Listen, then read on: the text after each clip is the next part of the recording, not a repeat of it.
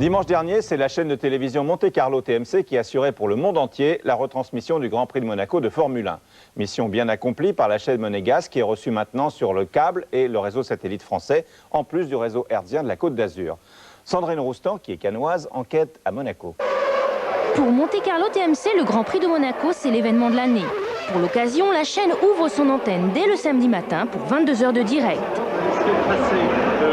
Installée sur une terrasse surplombant le circuit, la chaîne diffuse toutes les courses du week-end et organise des plateaux.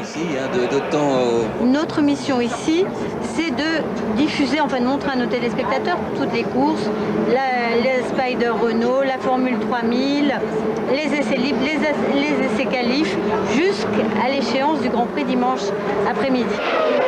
Avec les moyens de la SFP, Monte Carlo TMC est la chaîne chargée de la réalisation des images de toutes les courses, y compris les essais. Ce sont les images dites officielles, reprises par toutes les autres chaînes.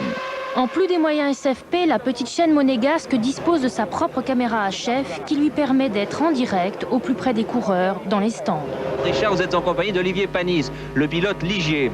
Exactement, Alain, avec Olivier qui a très bien marché, que ce soit jeudi, lors des essais libres et même ce matin. Alors Olivier, nous sommes... Quel est le kit d'un journaliste sur le terrain? Le kit Il est simple. La première chose, si vous n'avez pas ça c'est le laisser-passer, c'est le pass. Si vous n'avez pas le pass, vous ne travaillez pas. Ensuite, c'est simple, il faut un peu de parole. Et puis après, on a tout l'aspect technique des choses, avec la ceinture batterie derrière, le Grizzly, comme on l'appelle, le boîtier des modulateurs, avec qui on converse avec le car régie, la script, et où on a aussi le retour plateau. C'est difficile comme ça de plonger sur les coureurs, ils sont dispo, comment ça se passe? Si vous allez voir Schumacher, il va vous mettre le micro dans le nez. Si vous allez voir Giancarlo Fisichella ou Olivier Panis, ils vont vous répondre tout simplement et gentiment.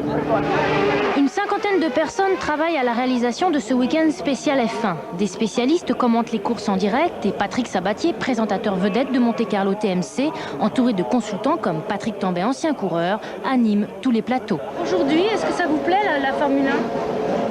La Formule 1, attendez, je découvre, comme je vous l'ai déjà dit, c'est un truc tout à fait nouveau, particulier pour moi. Mais ce que j'aime et ce qui me semble assez fantastique de vivre, c'est ici l'engouement, la pression, enfin, la pluie, les voitures, les célébrités, enfin, tout ce qui tourne, quand on le vit, on a l'impression d'être au cœur de l'événement. Ça me plaît, ouais. Dimanche matin, à quelques heures du Grand Prix, pendant la course Porsche, la pluie envahit le circuit. Les commentateurs meublent l'antenne. Pendant ce temps, sur la terrasse, le plateau est déménagé dans la précipitation. J'aurais tendance à dire que c'est pas tellement organisé et c'est pour ça que c'est bien. On nous dit mais non, la course ne part pas, ou on interrompt telle interview, mais on peut la reprendre. Alors par moments ça fait un peu film style Elsa Poppin, mais c'est pas plus mal parce que les gens sentent qu'on est en direct. Alors s'il y a des imperfections, eh bien on nous les pardonne plus facilement, je crois.